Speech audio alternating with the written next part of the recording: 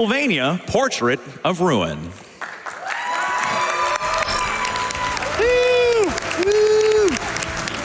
Thanks, you guys. You're too kind. Oh, shuffle this way a little bit. This is Castlevania Portrait of Ruin, the anime. In a bit, we'll be playing Castlevania Portrait of Ruin, the game. But first, I gotta know, what language are we playing in? Let's give it one more refresh. It looks like with $1,020, Japanese is the language. Showtime. I'm a weeb, so I'm happy. You win again. All right, so the way you play on Japanese is you hold L and... Showtime. I'm just learning that today. Love it. Okay, so... It's kind of become tradition on my stream to draw a smiley face on this emblem screen. This is a lot harder than it seems because the box you have to draw in is like literally half an inch. So I'm gonna try my best to draw a smiley face, but... This is with no stylus. Probably, yeah, I'm doing this with my big fat thumb, so... All right. Yay! Achievement unlocked. All right, so are we ready to go? All right, 3, 2, 1, go. All right, so this is Castlevania Portrait of Ruin. First thing I'm gonna do is unequip the whip because it sucks.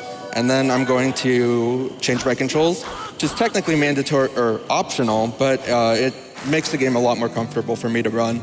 But yeah, this is Portrait of Ruin, no out of bounds, which means you can't go out of bounds. Despite that, though, there's still a lot of tech, including this one right here, which was a partner jump. We'll talk more about that later. Do you guys want to introduce yourselves? Even though, actually, I'll introduce you. So we got Strizer, nice Bloodstained run. We got Dragon Blitz, nice Soten run. Thanks. And we got Rom Scout, nice Existence. Thank you. It's a pretty good one, honestly. So what I'm doing here is I'm attacking and switching between the two characters to destroy these pillars quickly. I hope you like the words Jonathan and Charlotte, by the way. You're going to be hearing it a lot. Well, you hear Sharuto. Yeah, Sharuto, Jonathan.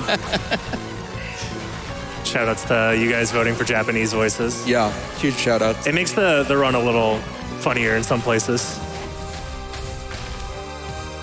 So switching is really important because whenever you switch, you're put in a neutral position, as in you're just standing up. Yeah, it cancels a lot of like landing lag, much like you would have seen Dragon Blitz doing with the shield and Symphony of the Night. This is a little partner puzzle that's kind of mandatory. Yeah. You can actually skip that. It's just really, really hard. Yeah. Would it even save that much time? Probably not. Yeah. So here we're gonna do our first shopping trip. To fulfill the first quest, I need a potion and a map. I'm also gonna buy darts, because darts are extremely useful. Well, for a boss at least. For some bosses. Oh yeah, that's true. This is Few no bosses, MLB. Yeah. All right. So now we have the slide, so we can do the best movement tech in any game ever. Slide switching. All right, welcome to the rest of your life, at least for the next 40 minutes. Yep. Yeah, this is the fastest. I'll just let it speak for itself. Yep. So here's a really precise partner jump. Do you want to talk more about partner jump, Rom Scout or Strizer? Yeah, sure. So when you summon a character and then switch, it actually stores a jump for the first character you had out. And so when you use the touch screen and then have them jump up in the air that way, and then switch within a certain frame window. I think it was like 2 frames for that one, but then most of them you have like up to 4. Yeah, that one's more precise than the other ones for some reason. Just because the platform's higher. Yeah. But yeah, when you switch within a 4-frame window, you can actually jump again out of it. And this also applies when you have double jump. And you can also cancel the specials and get up to 8 jumps in a row, but we won't be doing that in this run. Yeah. This is the partner jump gauntlet. Yeah, so this completely skips having to get double jump in order to do any of this section. So he will have to go back and fight Dullahan later, but it's much faster to not fight him at all right now. Get out of my way, succubus. One more partner jump here. An important part of early game is opening up warps, because we're going to be warping around a lot in this run. Yeah. Something you're going to notice is a little bit different in this game.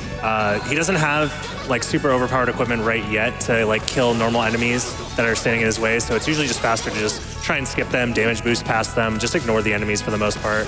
But later on, we're going to be getting some stuff to kill some stuff. And you may see him taking damage, and it may look a little bit scary, but the caveat to that is Portrait actually has an infinite potion glitch. Yeah.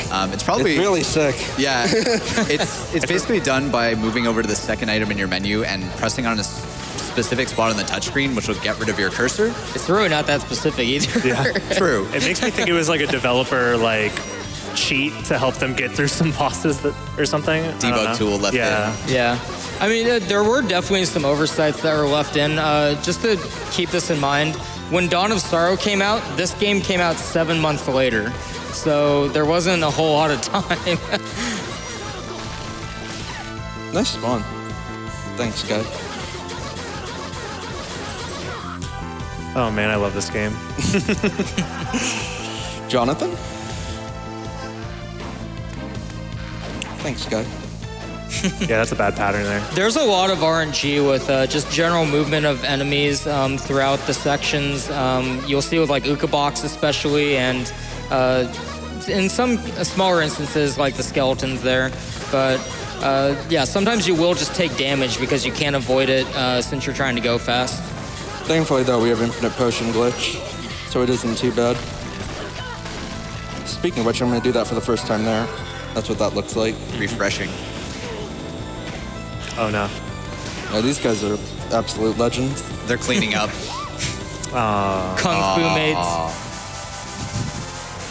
It wouldn't be a CV run without puns. So, the beginning of this one is really brutal because there's a lot of partner jumps. And then the end is really brutal, but the middle part's not too bad. So we just need to make it through the beginning. Yeah, that part where you're in the shop, that's not too bad. Everything else, kind of hard. That's a little bad, not gonna lie. Anyway, there's a damage boost coming up off of a worm, and it's pretty precise. Yeah. Speaking of precise, the dive kick hitbox is the very back heel of Jonathan, which is stupidly precise. So I didn't get the damage boost, unfortunately, but it's not too bad because I can just slide through them with the invincibility frames. So I picked up double jump a while back, and this is going to be the first quad jump if I can get it. Nice. Nice. Yeah, so he went from having no weapons to having kind of mid-game to late-game weapon, Kaiser Knuckle. So now, even though he's... you haven't even leveled up yet, I don't think. So I leveled up once. Okay, so even though he's level 2, he actually can fight any boss in the game pretty much at this point. Yep. And there was another partner jump there that skips about half of Sandy Grave. I need to open this work because this is actually the only portrait in the game that you revisit. Yeah, the way that this game is structured, it's not like a huge open castle like some of the other Castlevania games. There's kind of like these little mini Metroidvania sections, little levels that are split up into portraits. And yeah, this is the only one that you end up revisiting. Yeah, it's basically to help you get the good ending, because like pretty much all the Symphony of the Night style castle. Definitely almost fell down that hole. That's as big of a drop as it looks. Yeah. I honestly would not even know what to do if I fell down there. You'd go left. But, okay, thank you. We don't need coaching. Okay, we're good. But yeah, so yeah, this game has multiple endings, just like several of the other Castlevanias, and you do have to get a spell later for her. Coming up is Astarte. She's really bad. If I get hit with her Temptation spell, I die. So I need to listen to her. Actually, can you explain dart canceling? Yeah, so he's actually just backdash canceling every single dart, which lets you spam it a lot faster than they're intending. You can also backdash cancel pretty much any type of attack in this game. It's just that how much time it saves varies from attack to attack. That was a really clean fight. She didn't even try Temptation. Yeah, she didn't do Temptation. So Temptation, what it does is it takes control of Jonathan, and you have to fight that boss along with Jonathan as Charlotte, and Charlotte has like... Yeah, Charlotte has nothing. She does 1 damage right now. So it's an insta-death pretty much. Yeah, I have to reset if I get hit by Temptation. Thankfully, Astarte was actually nice for once in my life. You reset a lot on Astarte when you play this game. It's not fun, but, you know. Now it's fun. You do what you have to do. Charlotte's main role in this run is basically going to be support. She's going to be casting a few spells. You're going to see her using Strength Up, but her main damage dealer through the majority of this is going to be Jonathan. Yeah, and Charlotte, when you're playing casually, actually can be a pretty good damage dealer, but it kind of doesn't happen until mid to late game. No. But it's... You go, sorry. Oh, I was just gonna say, yeah, it doesn't. There's too much of a detour to make that happen for her in this run.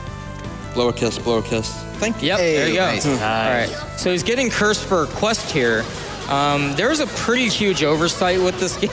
Yeah, it's a little suspect, but Yeah, so when he goes to a Wind, who's actually Eric Lacard from Bloodlines, but dead. Spoilers. So when he goes to Wind, he's the guy who gives you quests in this game, and if you cancel out of the menu right after you've received the reward, it doesn't clear the quest off of it, and it continues to give you the reward over and over again. So he does this to duplicate a Blessed Ring, which sells for like 12K, I think, I didn't over and feel over to. again. If I accidentally pressed A one too many times there, we would have had to go back and do a start A again, which would have been not fun. But thankfully here I can Now you can save, yeah. So in addition to having a ton of money that he's using right now through this, the shop actually levels up in two ways. You can either progress through the game and beat certain bosses to add more stuff to the shop, or you can use a lot of money in the shop. It actually adds stuff as you spend like hundreds of thousands of gold. So that's what he's going to be doing in order to get Master Rings, and then like the Holy Claymore shows up, which adds a huge int boost in addition to attack. And shurikens. There's nothing really in the game that tells you about the shop level up unless you're playing online, which unfortunately the online shop system's been shut down for a while now. Yeah. So it's just kind of something you have to know about the game at this point.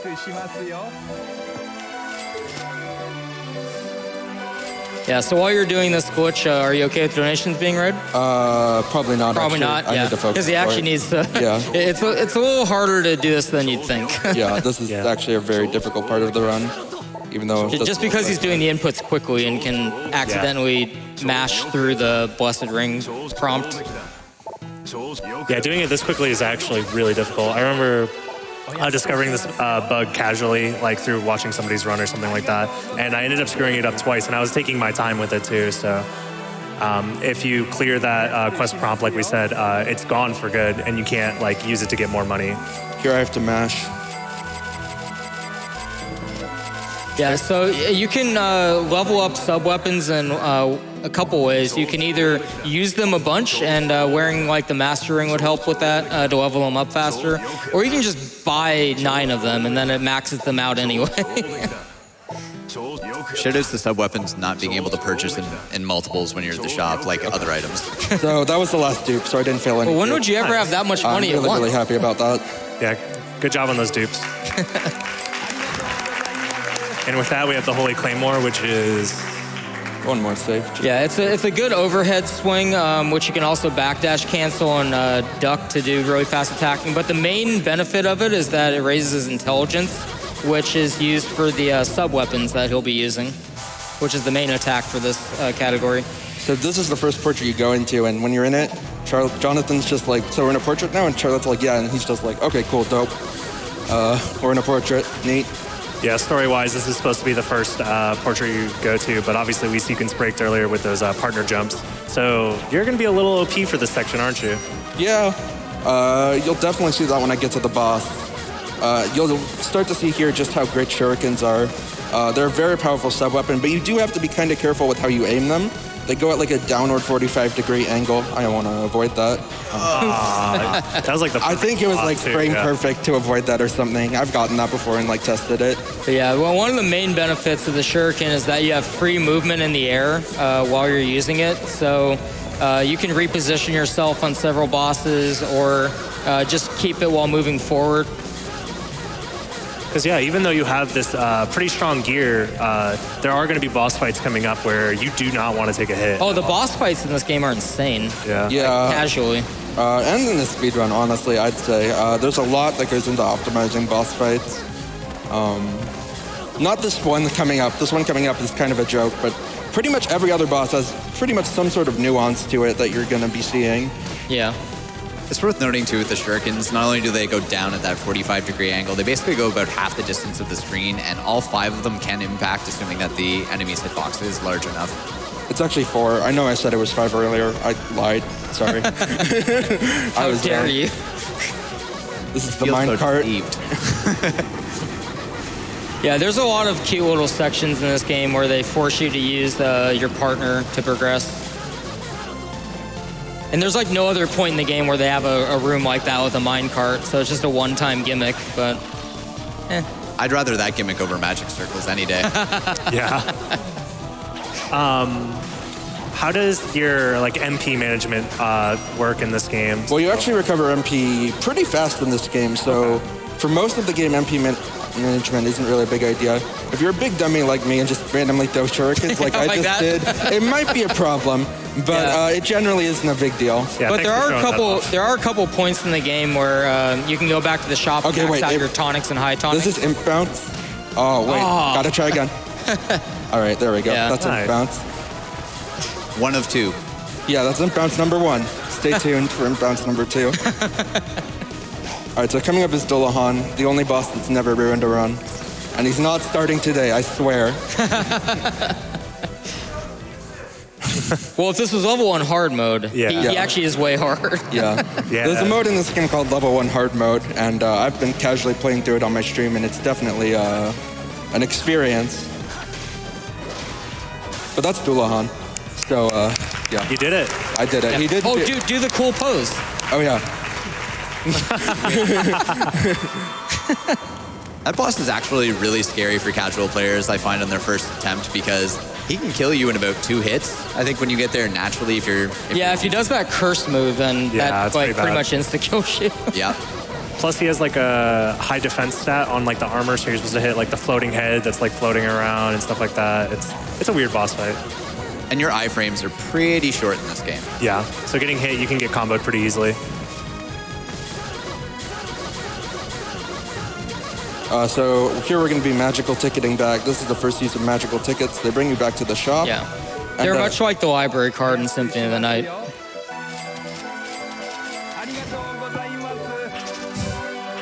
Shout out to Japanese voices.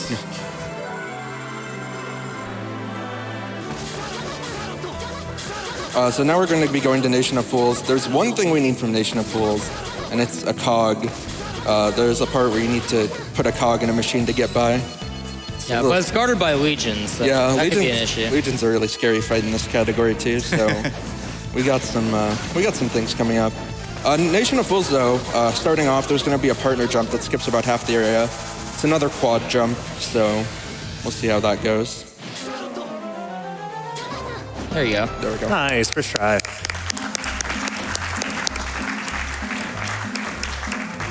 This room coming up, this next one is really tricky too. It's the hardest platforming in the game. Oh yeah, this room's really tight. Yeah, let's try that again.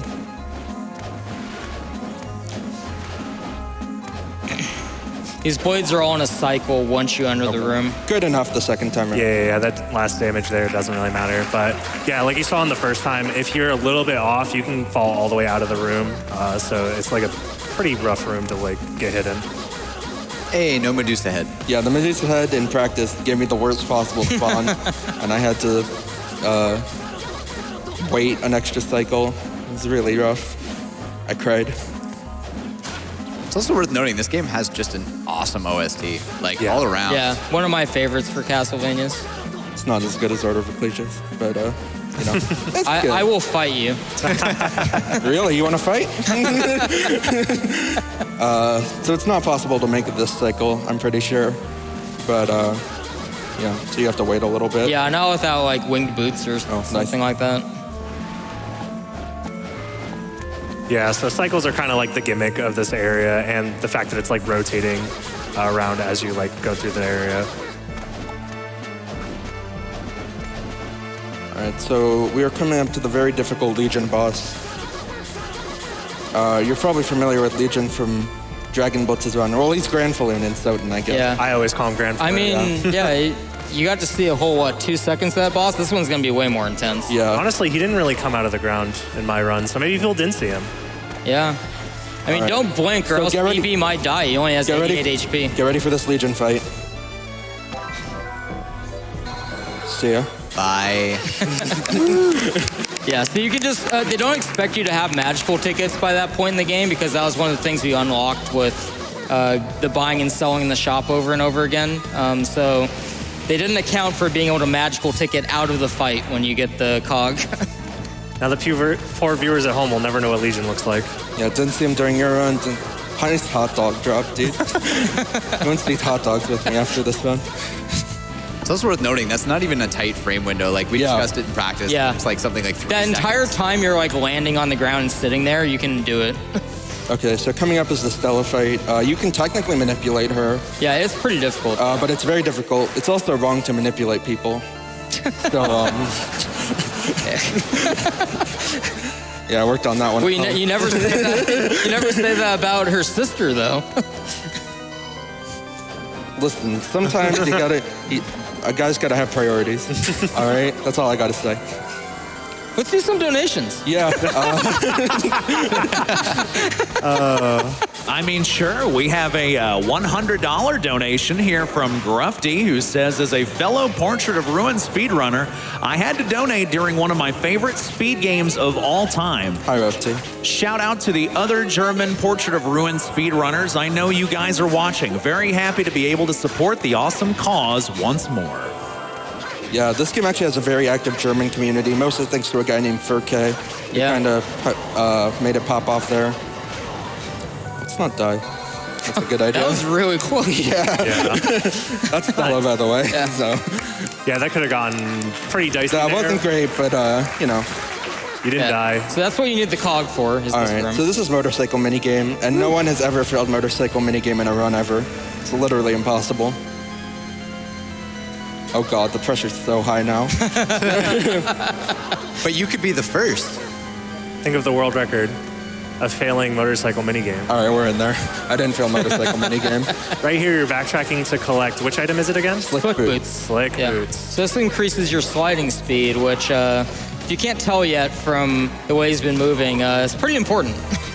You said it saves like a minute. It's a minute and a half, including the detour to get them. So it's ridiculous. Yeah, look at how much faster he's going. Yeah. It's Yeah. not really noticeable, but trust me, it's happening. It's also worth noting that he actually equipped it on Charlotte, but it doesn't matter which character it's equipped on, it affects both characters regardless. And here we bop Charlotte on the head to skip Yeah. platform cycles. They're friends. They can get away with this. Yeah, she doesn't mind at all. She's kind of hard-headed. All right, so here we're gonna use the hot dog. Totally meant to do that.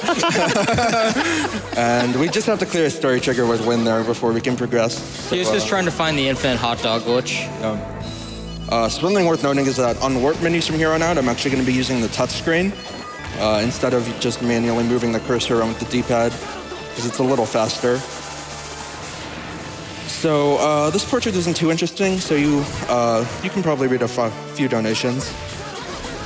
Sure. We have a $50 donation from John Kenpo, who says, you know that moment when you beat a Castlevania game and then your friend tells you about the Chrysagrim?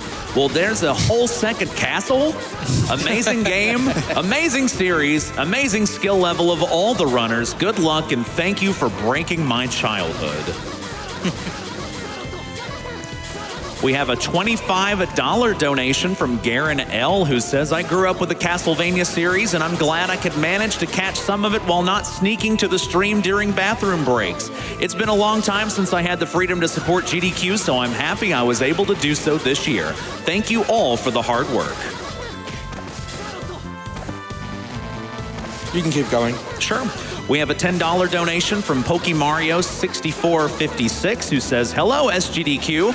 I love the Castlevania game, so I figured now's the perfect time to donate. Let's get that bonus game incentive. These crows are huge jerks because they move in a really awkward arc pattern.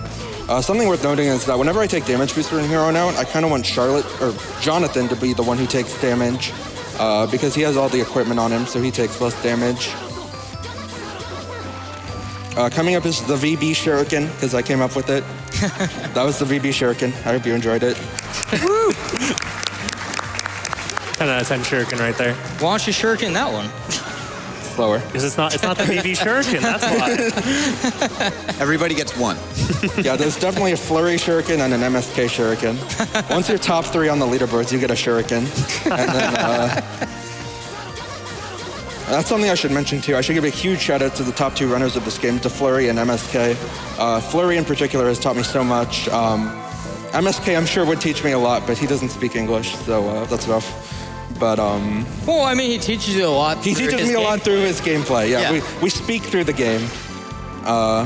Nice dodge, by the way. Yeah, thank you. This part's dark. Sorry about that. It's a little easier to see on stream, but on my DS it is completely black. So it's a little rough to see what's going on. So the next boss coming up is Dagon. Depending on how things go, he could be gone pretty quickly, or he could stick around for a while, depending on the RNG he gives me. I've also only ever died to Dagon once, but I'm still going to save the save. That qualifies for a save, then. Yeah, that's just the kind of guy I am.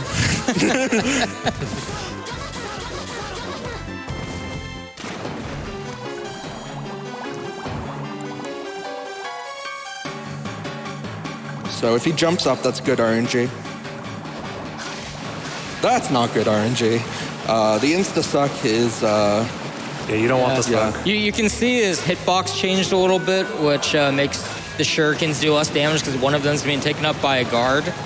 So yeah, that's the downside of having this pattern. Yeah, the water mechanics in this game, this is also the only time you're in water, by the way, are really awkward.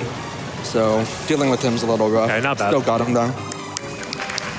Considering the RNG, that's Yeah. about as good as you can do it while getting comboed. So something to mention here is these bubbles float to the top of the screen, and it causes a lot of lag. So by staying at Yeah. the bottom, you actually save 5 seconds. It's ridiculous how much Yeah, I time mean, the that lag was can also why absorb. I assume why you took that damage boost off the tree guy. Yeah. Because that lags like crazy if you kill him. So here I stock up on tonics and high tonics for the rest of the run. I'm also buying Qatar, which might seem like an interesting choice, but it'll all make sense in due time. I think it's an interesting choice, yeah.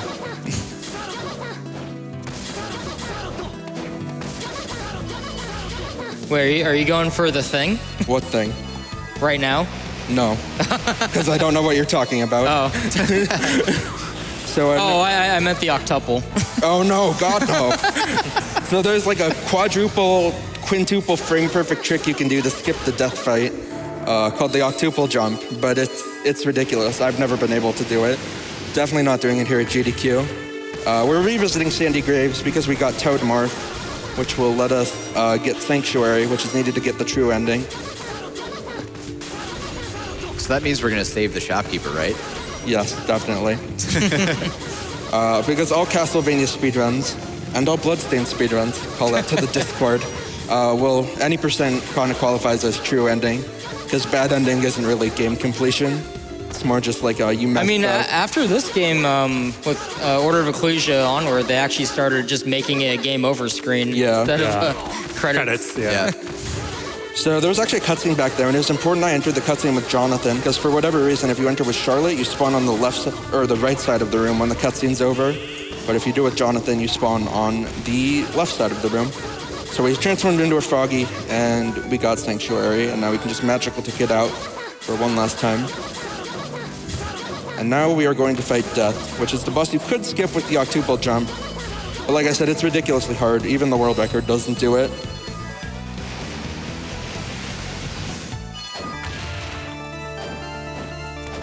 So typical of a lot of Castlevania games, the clock tower area has a lot of moving parts that you have to avoid.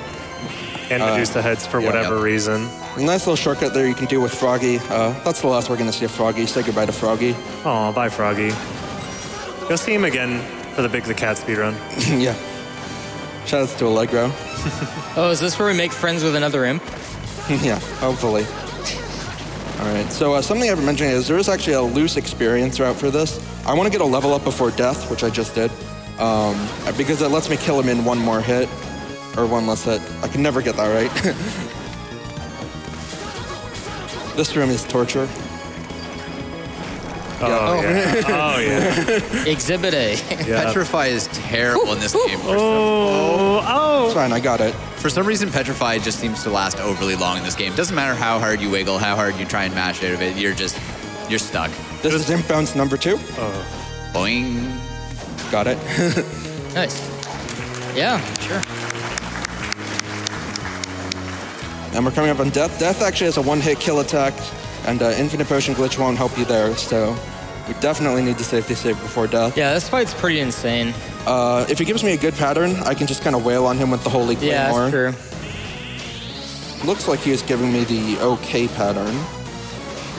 So yeah, the gimmick with this boss fight is he wants you to switch characters every time he switches colors, but effectively you can also just use sub-weapons or a normal weapon to do more damage. He is not being nice. He has one. Yeah, he just reads your movement like crazy. This move sucks. No, this move's good because he left. Well, no, it's good in a speedrun. Just casually, it sucks. Yeah. Okay, so that's that. But yeah, you do want him to sit in place and just take damage in a speedrun. So here we pick up Int Boost, which boosts the attack of all our sub-weapons. It's going to be extremely helpful in the second half of the game.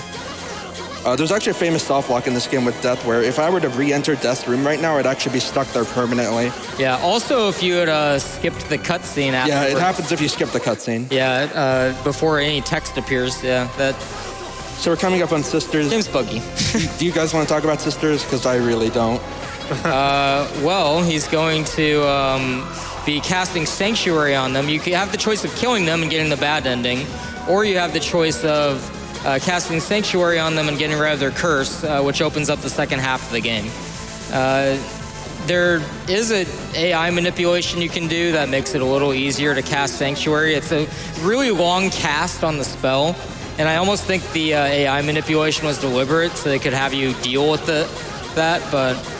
He's going to have a 2/3 chance of getting Yeah, basically the way this works is you have a 2/3 chance to win. That's all you need to know. So I'm definitely going to safety save before this. Because if they give me one attack, it's actually just faster to reset and load a save. Oh, is it faster to do that than let the attack finish out? For Icicle Drop, yeah. Oh, okay. So wish me luck. Get those blessed Good luck. RNGs in chat. Good luck. Blessed RNG. Please don't do Icicle Drop. I hate this game. You said in the practice room, too, that was going to happen. So Yeah. I think we're back in English, too, now. Oh, that's right. Thank you. Sorry about that. Showtime! I need to do that when I get home just for fun. You never knew that? Surely they I won't did do not know Icicle about Drop that till again. today. Okay, we're good. That's good. Okay. This is a good pattern where I can beat them. So by walking across Cell like this, I can manipulate her to never slash. And Sanctuary. Hooray for RNG, we did it. We did it. That was totally us. And now the second half of the game, you can do these portraits in almost any order. It's just that you have to beat one to unlock another. But it's faster to do the desert first because he's going to get the high jump out of it. They normally expect you to get Owl, I think, in order to get the high jump. But we're going to do a partner jump to get to Griffin Wing, which is the high jump early. Coming up is the Worm. There's a strat called the Worm Quick Kill. It's really silly. I don't really know how it works. But basically, you can kill this worm before he burrows again.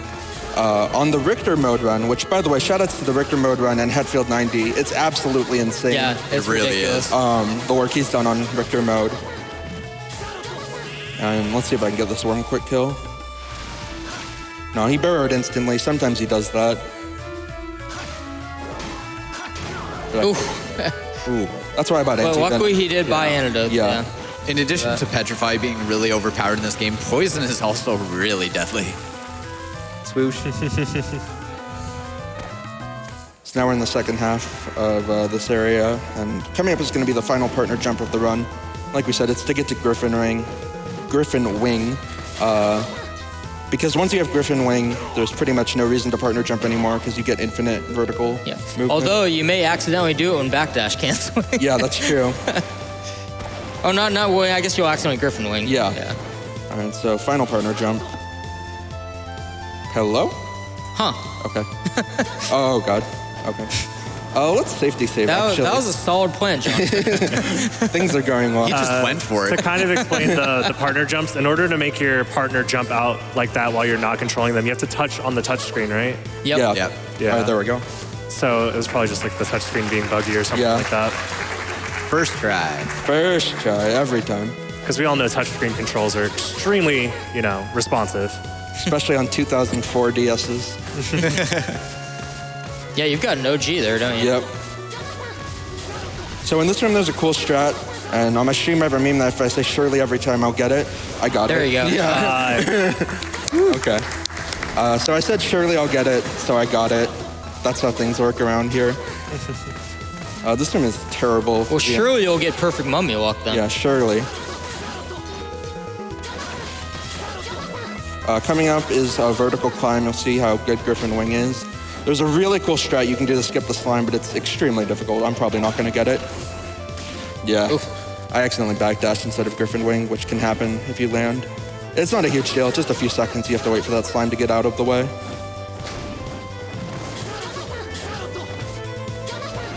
So we're coming up on Mummy Man.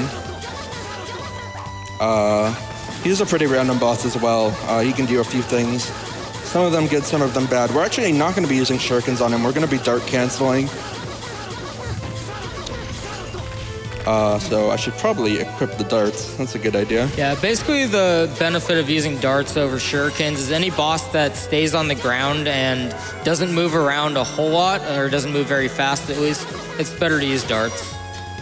And whenever you're up against a wall. So I'm going to int boost and then throw darts at him. And hopefully he gives me a good pattern where he just lets me wail on him. I don't think we actually mentioned yet. What you're going to see VB doing with Charlotte is he brings Charlotte out as his main character and summons Jonathan in the background. So Jonathan gets the benefit of, in this case, the intelligence boost and the extended intelligence boost. And yeah, that's how you actually get that to stick. If you pull out Jonathan and do it the opposite way, it doesn't actually work. I accidentally Griffin Wing, did a little too fast. Still a decent fight. Yeah, that's that backdash canceling coming into play here. Yeah, so the backdash button is the L button, and that's also what you use for the Griffin Wing when you're in the air, but sometimes it has a misread and it has you high jump when you're backdash canceling attacks. So you might see that once in a while. So here you'll see a good use of Griffin Wing, and there's not a ceiling. You can kind of just go over everything like this, which is really good because... yeah, there's no fast way to get through that with all those enemies. You don't get the boots here too, right? No, I don't. So there's a bit of a debate in the Portrait of Ruin speedrunning community between me and DeFlurry about whether it's faster to get Mercury boots. I swear it's not faster, but he says it is. So I'm not going to be doing it this run. I've definitely timed it, and it's definitely not faster. But he has world record, so maybe I'm just doing something wrong. I don't know. Yeah.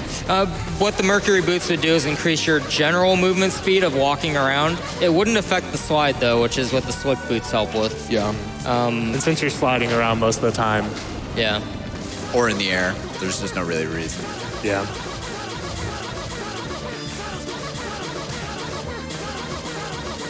So coming up after this room is going to be the first and only final guard of the run. Well, we see one more, but we don't have to deal with him. I'm going to be doing a cool strat where I stutter, and that manipulates him to walk forward.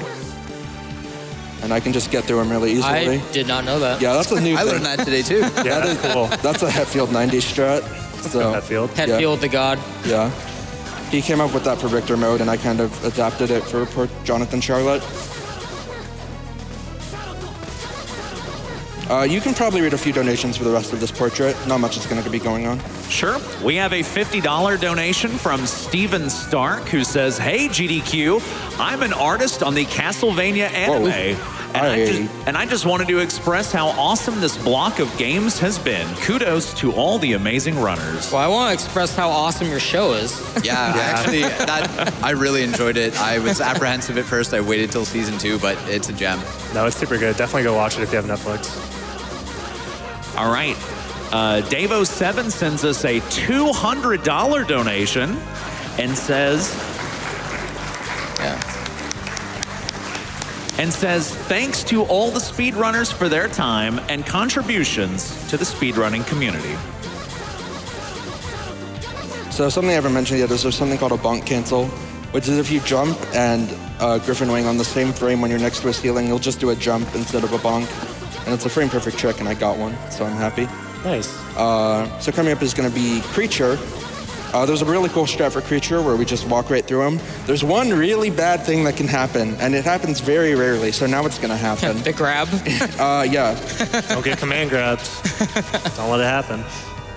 Okay, he's doing Okay, no grab. Good. Don't hug the creature.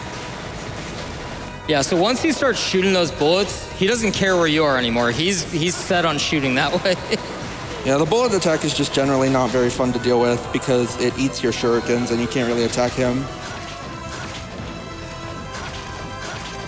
Not a bad fight, though. That was pretty fast, yeah. But you're starting to notice that a lot of the nuances for these boss fights is like, if you get the right pattern, you know, there's like an optimal way to deal with things. But VB's doing a really good job of like adjusting on the fly, like what the pattern is. Yeah, there's so much randomness in this game. You have to adapt on the fly the entire run, pretty much. So I equipped Qatar there. Scout, do you want to talk about train skip? Yeah, sure. There's actually a lot of ways to do this, but the Qatar is one of the quickest ways. He's going to be using a weapon special, and normally you're supposed to push this train with Charlotte. Like as a team, you push it, and it goes all the way to the end of the screen from where you entered. And if you get it before you get pushed out, then you stop it. But this time you can just skip it with the special. Yeah, you can do it with a character switch at the right timing. Yeah, there's a frame-perfect character switch you can do too, and that's technically faster. I believe you found that, Scout, didn't you? I did find that, yeah. That part, I think, frustrates a lot of casual players because the timing on actually pushing the train is pretty tight. If you're too early, you won't get the push, and if you're too late, you're going to get pushed off the screen. So... Yeah, you might appreciate this, VB. The first time I found that, I got it like 10 times in a row, and then a tasker notified me that it was frame perfect, and I started getting like 20% of the time. Yeah, that sounds about right. Wait, this is frame perfect? Oh, I can't do it anymore. Yeah, right. The mental battle is the hardest. So this is 13th Street, which all the portrait rush portraits are kind of like dark, edgy versions of the portraits we visited earlier. Yeah, they're kind of second castle equivalent for this game. Go over this guy because he's a big, scary green dude. He is. I think that would have killed you from that HP. Really? Close. Yeah, it would have been a little suspect, but it's fine. Any fans of Castlevania will, I'm sure, notice a lot of familiar faces in terms of the enemy models. Like, Portrait really adapted a lot of enemies from a lot of different previous titles into one, and it's kind of like a good little melting pot of things that you already know and have seen. Yeah, Portrait's definitely a fan favorite for me at least. It's my favorite DS-Vania. Me too. You guys are so wrong. I know I'm the one running it, and that's like weird to say, but if you don't think Order of Ecclesia is the best DS-Vania, you can just get out. Go play Dark Souls or something. That's an interesting take. I'll allow it, but... Everyone's allowed one wrong opinion. I can't believe this. I'm getting bullied. Poor Dawn of Sorrow's like not getting involved at all, but it's a good game too. Okay, so this is Werewolf. Is it? It's nice because the fight doesn't start until you walk into this boundary, so we're going to dart cancel him too. I forgot to equip darts. Haha. He'll still die pretty fast. Yeah, unless he goes in the background like that. Oh, nice. He bit me. He's playing well today. Yeah.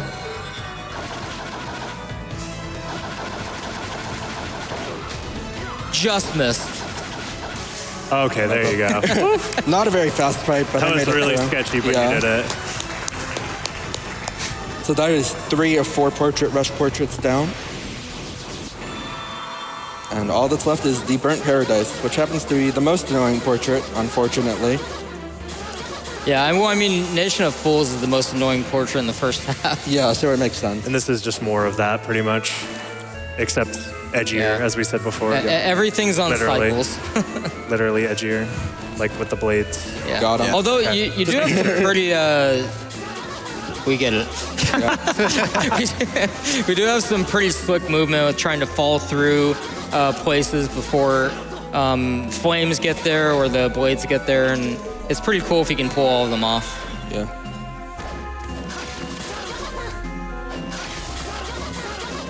Otherwise, though, this portrait sucks. I think this would be a good time for donations. Yeah, definitely a good time for donations.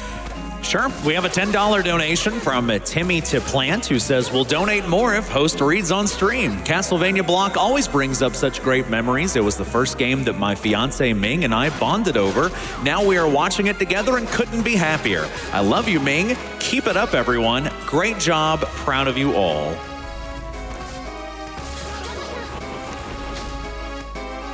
We have a $20 anonymous donation, or excuse me, a $20 donation from Mr. Daniel J. Lyon with no message. Thank you.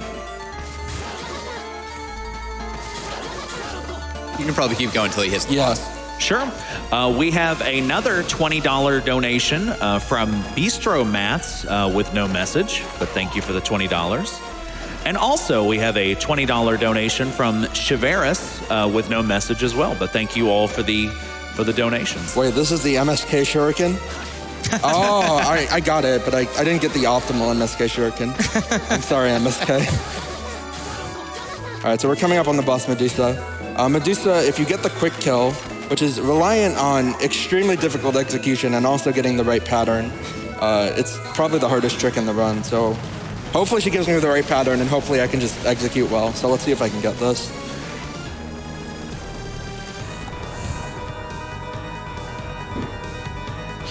That's the right pattern. There you go, yep.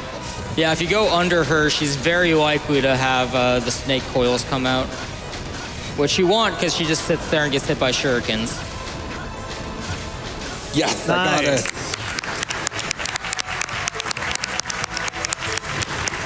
Oh, that feels good. Yeah, that was really slick. So that's four portrait rest bosses done. All that's left now is fighting Bronner and then the final boss. Do you want to talk a bit about Bronner and how terrible he is? He is terrible. Even from a casual perspective, yeah, he's awful. But yeah, so he's going to go in a cycle where he fills the screen with paint or blood, whichever it is, and then he gives you a hint on how he's going to do it, but a lot of the patterns end up being really annoying to dodge while attacking him. And then he does a random second attack here. This is the worst one by far, as far as time goes. But yeah, because those petrify you, they fill up most of the screen. Actually, all of his attacks pretty much fill up most of the screen. Yeah. It's just a question of how risky you want to get with dodging it while attacking him. Get down here. Thank you. But yeah, this guy, especially on like hard mode, is just impossible. Yeah, it took me 8 hours to beat Bronner and Richter level 1 hard mode, and I speedrun this game, so like, that's this could be bad. Yeah, this is not a good situation. Serious risk of combo. Yeah. At least they went the wrong way. Yeah. Well, the right way for us. He's doing yeah. this. Okay. There you go. Nice. Not too terrible. Yeah, it's still pretty fast. So for whatever reason, you can't skip this next cutscene. So I have to mash. Yeah, and actually he could technically go in the portrait early, but all it does is spawn him back in the same room. I did not know that. It's really weird. So I'm going to go do one last safety save before the final boss, because the final boss in this category is ridiculous. It's just so we can hear the keep music longer, obviously. So the first phase of this final boss is a ton of RNG, a ton of reacting to RNG, and yeah, it's really tough, so I'm definitely going to need to focus for phase 1. Yeah, so phase 1 of this fight, Dracula and Death both have separate HP values, and if you kill one or the other, it sends it into phase 2. So he actually goes after Death because he has less HP, and also he's on the screen a lot more often, so you can attack him constantly. And yeah, like you said, there's a ton. That was close. A ton of RNG he has to react to. Dracula will do switching between 2 different attacks all the time, but Death is always going to be on the screen attacking you as well. So it makes it pretty difficult. Yeah, you're essentially reacting to 2 different boss fights at the same time. And this is also the highest chance of basically getting comboed. Like, you can just get bopped around in like 2-3 hits and you're gone. Thankfully, we have infinite potion glitch.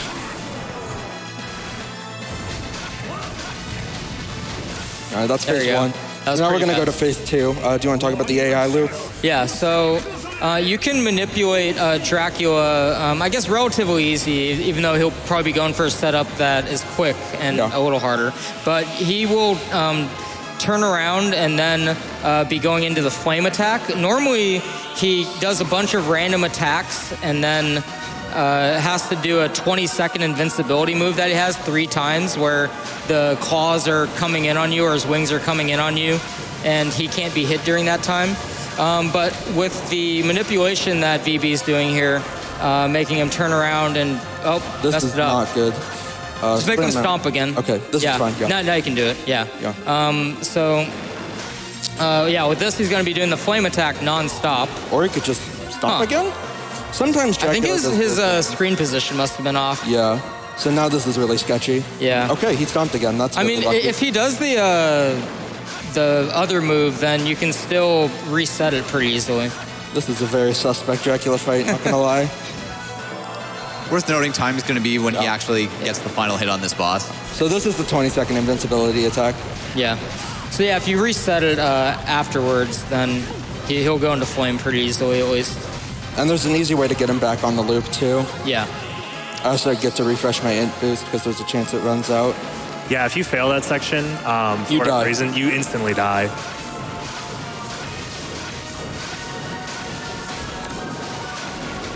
There we go. Yeah. Yeah, so it's pretty tight timing to make sure he keeps going into flame and doing nothing else, but yeah, it looks like VB has it on lock now. Time.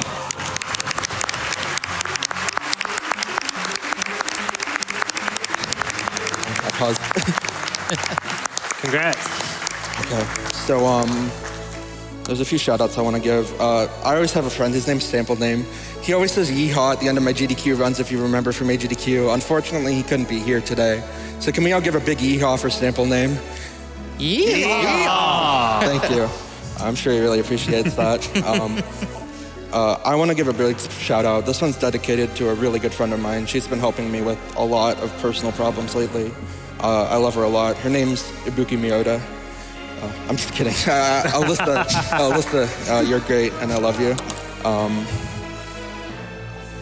Yeah, shoutouts to all the DSvania runners. There's a really talented Order of Ecclesia speedrunner named Apple for You, and they're incredible at that game.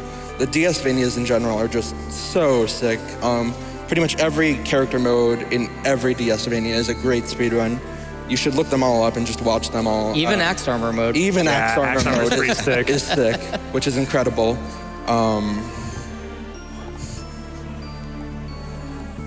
Yeah, that's pretty much all I have to say. Thank you for having me. It's always an honor to do these Castlevania runs because it's such a great series that I'm just so passionate about. And thanks to these guys for commentary. And I think that's going to do it for me. That's been Portrait of Ruin. Woo. Awesome. Fantastic. That was VB with Castlevania Portrait of Ruin. That's going to finish up our Castlevania block here at SGDQ 2019. Great job by everybody in the Castlevania block. Got a few more Castlevania donations to go through. We have a $500 donation from Kesson Chu. Says, has to donate during one of my favorite series with one of my favorite streamers as host. Oh, you're too kind. GDQ is one of the highlights of my year. Thank you to all for this amazing event. Cheers from Brazil. And thank you. We have a $250 donation from Richard E.B. who says, yay, Castlevania block. Excited to see Ritual of the Night potentially being run at future GDQs. Best of luck, y'all. And another $250 donation from Grandfa Legion 158 who says, wait, did someone call for a boss fight? There's no one here. Hello? Hello?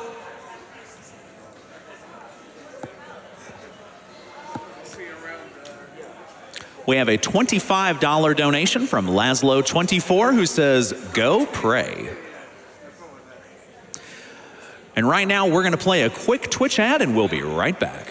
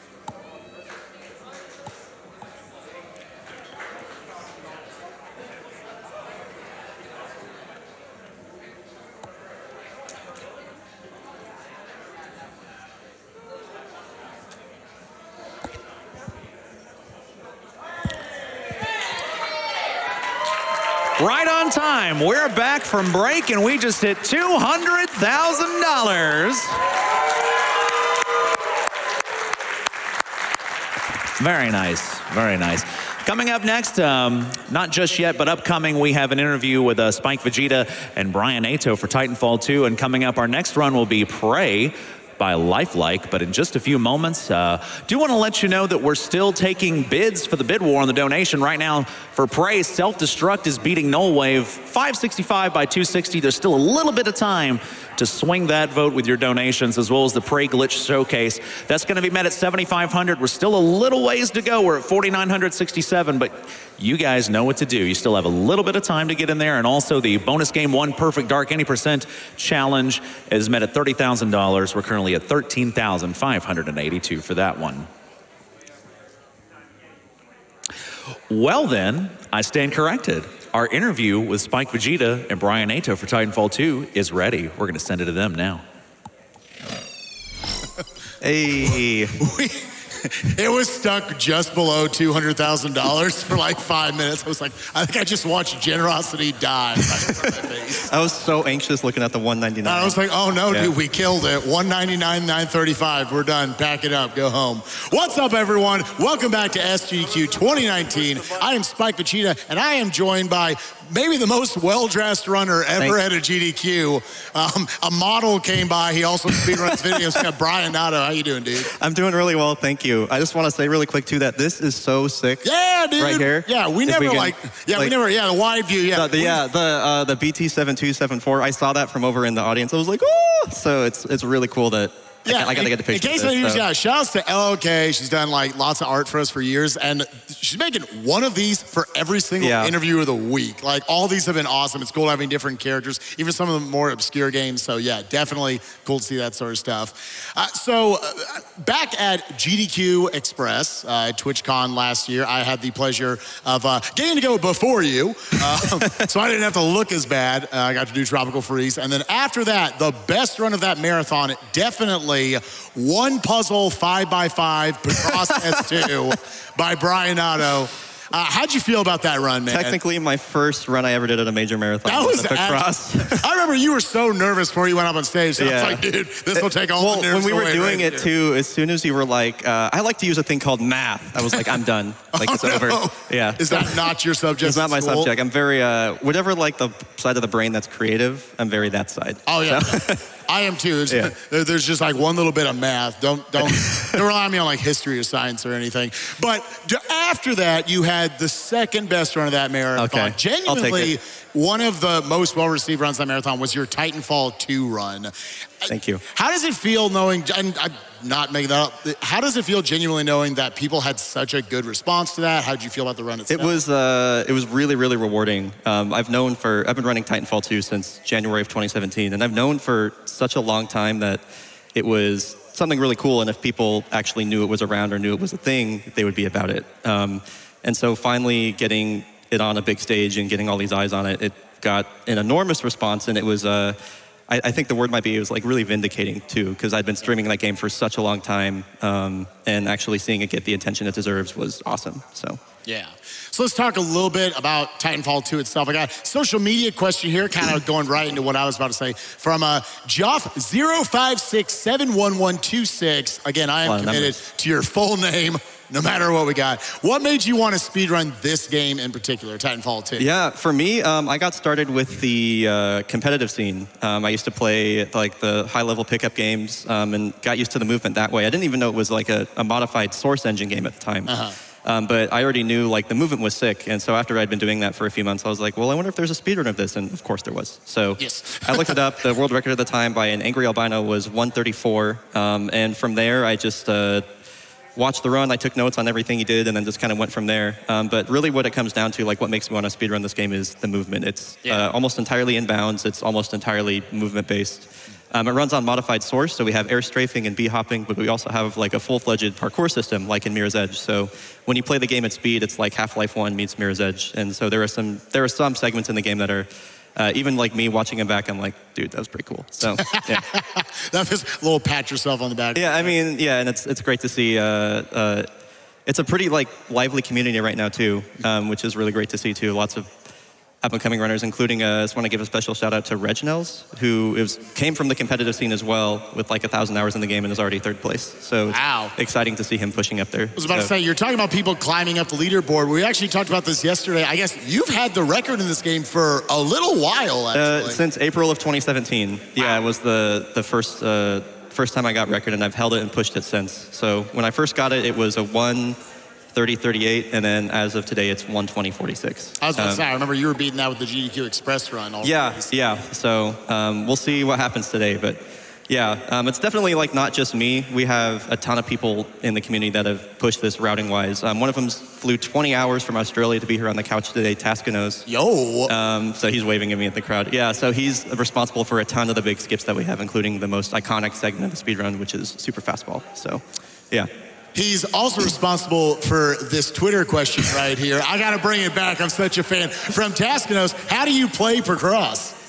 Very badly. Yeah, if you watch Spike's Tropical Freeze run from GDQX, and then you go to the end of the VOD, you can see me playing Picross very badly. So there was like, I watched the Twitch VOD back for it, and like half of the comments were like, dude, this guy is dumb. And the other one was like, I don't understand this. So I felt like a little bit better. See, it was all, you were setting the bar low. Like, all right, this joke, what's he going to do with the spear? And then Titanfall 2 goes, oh, this guy's cool. All right. So just want to ask you also a little bit about, so again, you probably would consider FPS to be your strength, I would say, just gaming and speedrun wise. Are there other games you speedrun as well? Yeah, the niche I like to occupy is movement-based FPS or movement-based speedruns. So yeah, I took a break from Titanfall early this year and learned Celeste, and I only put about like 200 hours into it, but I grinded it a lot, which was obviously like the pinnacle of movement-based games, Celeste. Really, really hard and really, really fun. It's a lot different in that it's a 2D platformer, but yeah, any game that has really in-depth movement or like 3D movement is going to be where I'm at. So yeah. I'm getting into my earpiece right now, or a guy over there going, wrap it up. That Prey looks like it's just about ready to go. But I have to ask you one more question before we let you get out of here. How is Dragon? Oh, he's doing really well. My partner's taking care of him. Dragon is a big part of my stream. He's my little, I don't know if you guys will be able to see this, my little Shiba Inu. That's Dragon. I don't know if you can see that. He's very sweet. You can tell it's a dog, so it's adorable. Yeah, he's very, very cute. He's so happy. Dude, he's so happy in that picture. Yeah. So he's doing great. Yeah. Clap for that. It's a dog. Yeah. So yeah, I've been getting lots of photo updates from him. So yeah. Oh, my heart. Well, off of that cuteness, we're going to send you just some first-person shooters for a little while. FPS block, again, coming up right after this, after Prey. Hope you guys enjoy and see other stuff like Borderlands and the Metroid Primes tonight. Yes. Have fun. Good luck.